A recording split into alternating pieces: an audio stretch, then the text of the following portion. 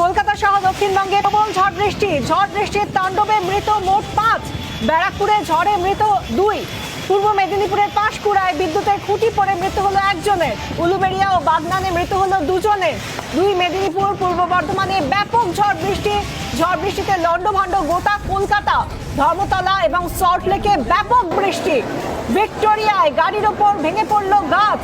ধর্মতলায় অবস্থান মঞ্চ থেকে সরানো হলো আন্দোলনকারীদের।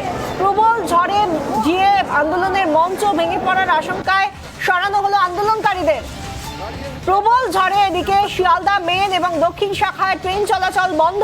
ঝড়ে জয়নগর স্টেশনে শেড উড়ল। ঝড়ে লন্ডভন্ড দক্ষিণবঙ্গের একাংশ। আমাদের 2 প্রতিনিধি রেড রোড থেকে রয়েছেন আমাদের প্রতিনিধি অর্ণব মজুমদার, শিয়ালদা থেকে রয়েছেন আমাদের অপর প্রতিনিধি এলিনা ভট্টাচার্য। অর্ণব, তোমার কাছ থেকে জানতে চাইবো, রেড রোডে আমরা দেখেছি হুলস্থুল অবস্থা, যেভাবে গাছ পড়ে গিয়েছে, যানজট সৃষ্টি হয়েছিল, এখন কি পরিস্থিতি?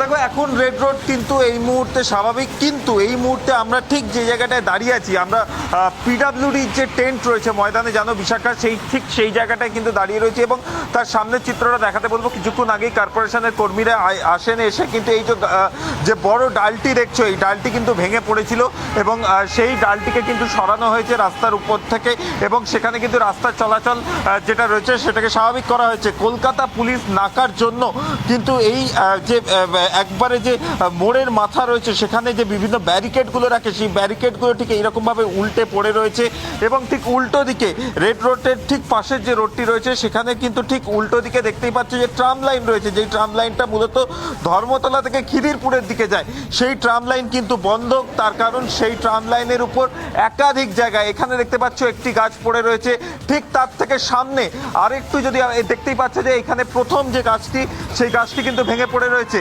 ঠিক এখান থেকে যদি আমরা আরেকটু সামনে যাই তাহলে আমরা দেখতে পাবো যে সেখানে কিন্তু আরও একটি গাছ ভেঙে পড়ে রয়েছে। অর্থাৎ গোটা কলকাতার যে বিভিন্ন যে জায়গা রয়েছে সেই জায়গায় কিন্তু এইরকম চিত্র দেখা যাচ্ছে যে এই যে ঝড় হয়েছে, 3 থেকে 4 মিনিট স্থায়িত্ব ছিল এই ঝড়ের, তাতেই কিন্তু গোটা কলকাতার অবস্থা কিন্তু লন্ডভন্ড হয়ে গেছে। এবং বিশাখা, এক্ষেত্রে আরও একটা বিষয় তোমাকে জানিয়ে রাখি যে তুমি কিছুক্ষণ আগেই বিভিন্ন জায়গার কথা বলছিলে, জেলার কথা, পূর্ব মেদিনীপুর, বাগনান, উলবেড়িয়া, সেখানে কিন্তু আমি তোমাকে জানিয়ে রাখি যেটা খবর পাওয়া যাচ্ছে, হাইওয়ের বিভিন্ন জায়গায় কিন্তু বড় বড় গাছ ভেঙে পড়েছে এবং সেই জায়গায় কিন্তু ব্লকেজ রয়েছে এবং সেই ব্লকেজগুলোও কিন্তু দ্রুত সরানোর জন্য national highway authority of India তারা কিন্তু ব্যবস্থা নিচ্ছে। সংশ্লিষ্ট থানার সাথে যোগাযোগ করা হচ্ছে বিভিন্ন জায়গায়। আমি তোমাকে জানিয়ে রাখবো যে এই মুহূর্তে দুর্গাপুর এক্সপ্রেসওয়ের বিভিন্ন জায়গা এবং যে খড়গপুরের যে রোড রয়েছে সেই জায়গায় কিন্তু বড় বড় গাছ ভেঙে পড়ে রয়েছে। সেখানে সেই ছবিগুলো আমরা দেখতে পাচ্ছি কিভাবে রেড রোড সংলগ্ন বিভিন্ন রাস্তায় এবং অন্যান্য জায়গাতেও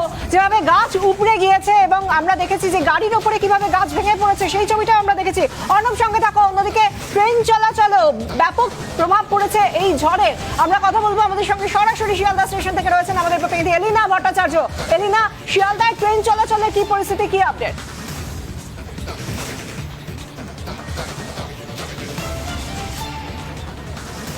দেখো বিশাখা, একেবারে বিকেল থেকে প্রায় বলা যেতে পারে লন্ডভন্ড গোটা তিলোত্তমা এবং প্রবল ঝড় বৃষ্টিতে ইতিমধ্যেই কিন্তু হাওড়া শিয়ালদা মেইন শাখায় ট্রেন চলাচল ব্যাহত হয়েছে। রেল সূত্রে এখনো পর্যন্ত যেটা খবর, শ্যামনগর থেকে কাকিনাড়ার মাঝখানে রেল লাইনে বহু গাছ ভেঙে পড়েছে, যে কারণে শ্যামনগর এবং কাকিনাড়ায় ট্রেন চলাচল ব্যাহত হয়েছে 5টা 30 থেকে। অন্যদিকে দক্ষিণ বারাসাত জয়নগরের মধ্যে ট্রেন চলাচল কিন্তু বন্ধ রয়েছে 5টা 40 থেকে। এই মুহূর্তে শিয়ালদহ স্টেশনে দাঁড়িয়ে রয়েছে, তুমি দেখতেই পাচ্ছ একেবারে ঘড়ির কাঁটায় 9টা 6। বুঝতেই পারা যাচ্ছে যে অফিস ফেরত টাইম। বহু মানুষ এই ট্রেনে করেই তারা কিন্তু তাদের বাড়ি ফিরবেন, গন্তব্যে পৌঁছবেন। আমার সঙ্গে রয়েছেন এই মুহূর্তে অনেক যাত্রী, আমি তাদের সঙ্গে কথা বলার চেষ্টা করব। কোনো খবর নেই তারা কিভাবে বাড়ি ফিরবেন, তারা জানেন না। আমার সঙ্গে আরো যাত্রীরা রয়েছেন, তারা কি বলছেন একটু শুনবো। ট্রেন চলাচল ব্যাহত হয়েছে, প্রবল ঝড় বৃষ্টি কলকাতায় বিভিন্ন জায়গায়, কিভাবে বাড়ি ফিরবেন এবার? সেটা এখন যদি রেলটা কখন চালু করেন, এটা নর্মাল হয়, সেটা হচ্ছে ব্যাপার। ওই অপেক্ষায় আছি, অনিশ্চয়তা দাঁড়িয়ে দেখছি যা অবস্থা, চিন্তার এইটুকু ঝড়ে যে অবস্থায় হয়, শোচনীয় ব্যাপার। রেলকে একটু এই ব্যাপারে একটু সজাগ হওয়া উচিত। কতক্ষণ ধরে দাঁড়িয়ে রয়েছে? এই প্রায় ঘন্টাখানেক ধরে দাঁড়িয়ে আছি। হ্যাঁ, তুমি শুনতেই পাচ্ছ বিশাখা, প্রত্যেকেই কিন্তু চিন্তিত যারা তাদের বাড়ি ফিরবেন এবং কিভাবে আজ রাতে বাড়ি ফিরবেন সেটা নিয়ে কলকাতার ছবিটা আমরা দেখতে পাচ্ছি। এবং এর পাশাপাশি এই ঝড় বৃষ্টির প্রভাব পড়েছে গোটা জেলা জুড়ে, বিভিন্ন জেলা জুড়ে, পূর্ব মেদিনীপুর, পশ্চিম মেদিনীপুর, ঝাড়গ্রাম, বাঁকুড়া, পূর্ব বর্ধমান, সল্টলেক, বিভিন্ন জায়গায় আমরা দেখতে পাচ্ছি কিভাবে যখন এই ঝড় বৃষ্টি চলছে কিভাবে কিভাবে এর প্রভাব পড়েছে? আমাদের সঙ্গে এই মুহূর্তে পূর্ব রেলের সিপিআর ও কৌশিক মিত্র আমাদের সঙ্গে টেলিফোন লাইনে রয়েছেন। কৌশিক বাবু, ট্রেন চলাচলে এই ঝড়ের জন্য ব্যাপক প্রভাব পড়েছে। এই মুহূর্তে কোথায় কোথায় বন্ধ রয়েছে, কোন কোন শাখায় ট্রেন পরিষেবা ব্যাহত হয়েছে? শ্যামনগর ও কাকিনাড়ার মাঝখানে গাছ পড়ে যাওয়ার জন্য আপ ও ডাউন সাবারবান লাইনটা বন্ধ আছে, মেন লাইনটা ওকে আছে। আবারও বলছি, সাবারবান লাইন আপ ও ডাউন যেটা শ্যামনগর আর কাকিনাড়ার মাঝখানে বন্ধ আছে বিকেলে 5:40 থেকে। আর দক্ষিণ বারাসাত আর জয়নগরের মাঝখানে একটা ফরেন পার্টিকেলস ওভার টারের উপর এসে পড়ে, সেই জন্য ওই সেকশনে ট্রেন চলাচল আপাতত বন্ধ আছে শিয়ালদা সাউথ শাখায়, দক্ষিণ বারাসাত জয়নগর ওই এলাকাটায়। এখনো রেস্টোর হতে একটু সময় লাগবে, কেন আমাদের স্পেশাল ওআরএইচই যে মেনটেন্যান্সের ভেহিকেলগুলো আছে তারা গেছে, ওটা ওখানে ঠিকঠাক করে তারপর আবার চালু হবে লাইন। কৌশিক বাবু, আমাদের প্রতিনিধিরা রয়েছেন শিয়ালদা স্টেশনের সামনে, সেখানে বহু যাত্রী তারা আশঙ্কা করছেন যে আজকে কিভাবে বাড়ি ফিরবেন। তাদের জন্য, তাদেরকে আশ্বস্ত করার জন্য রেলের তরফ থেকে কোনো বার্তা আছে কি?